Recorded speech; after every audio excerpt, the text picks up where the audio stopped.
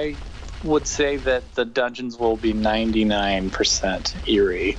The bosses, I believe some of the bosses will have minions that aren't, but anything that's in the dungeon itself, you can expect it to be eerie, yes.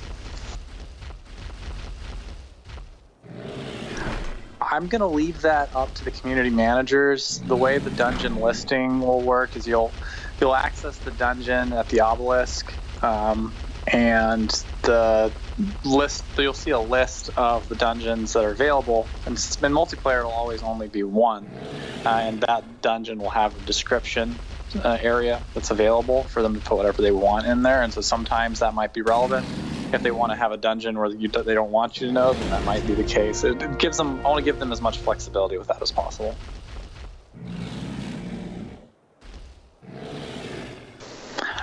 There will definitely be more than just mobs spawning in these rooms. There's going to be environmental conditions. There's going to be special types of mobs that you would not encounter anywhere else. And there will also be dinos that you won't encounter anywhere else but the dungeon.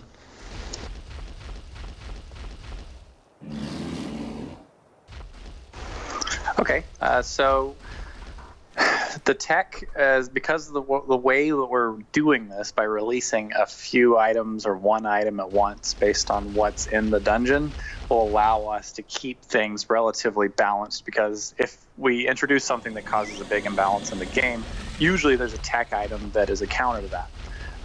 And if not, we'll know we'll have only that one isolated part of the tech that's causing the issue that we can go in and rebalance more quickly. So the idea was that if we introduced all of the tech all at once, that would cause a huge problem with the meta, and we didn't want to do that. So the piecemeal, release of the tech items via the dungeons was sort of our solution to that.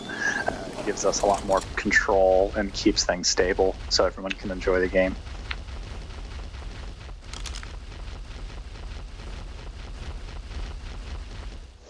The quality of the blueprints is going to be absolutely up to the community managers.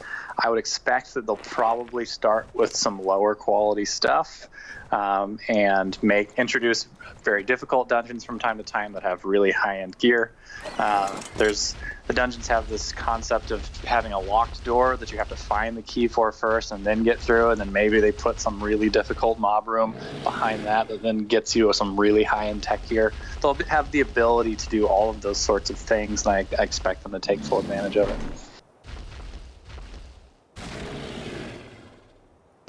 So the eerie element will not be in the God console. I believe, though, that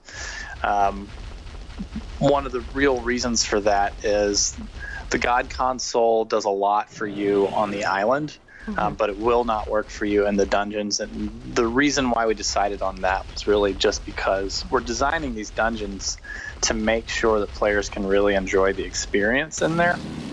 And if you have the God console, you can load yourself up with all of the best tech, or all the best gear, and get in there and go through the dungeon and explore it and enjoy it.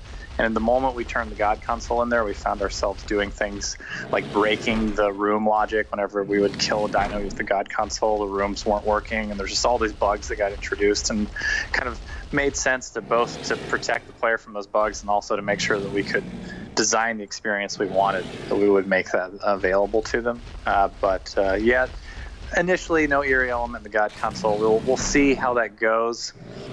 I don't want to promise anything with that, just because, again,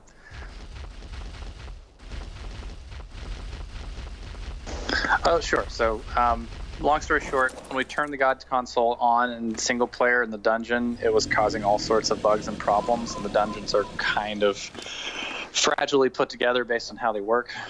So we had to turn it off, and that's kind of okay. The single player is going to be easier than multiplayer for the dungeons. Players should be able to explore it and enjoy it. But the eerie element, we don't currently have plans to put in the God console, but I'm not going to say never. Okay. Definitely won't work. It'll dismount you and you'll teleport into the dungeon. Your tame will stay.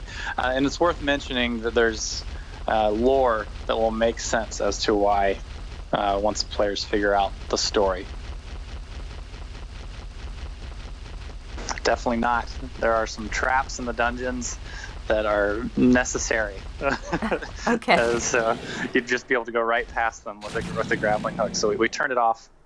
And it also just removes the challenge. If it's a tame, or if you have a mob that can't reach you, and you grappled to the ceiling or something, it was just not any fun.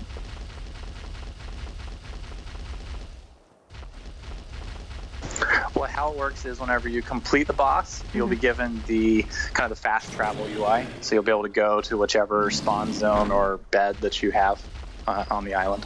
Okay. So that's your protection. So you're going to be able to go to a place. So hopefully your base doesn't get raided and you lose all your beds while you're off in the dungeon. That'd probably be the worst case scenario. They do not. The only way to get new eerie dinos is going to be to find an implant in the dungeon or to breed them on the island.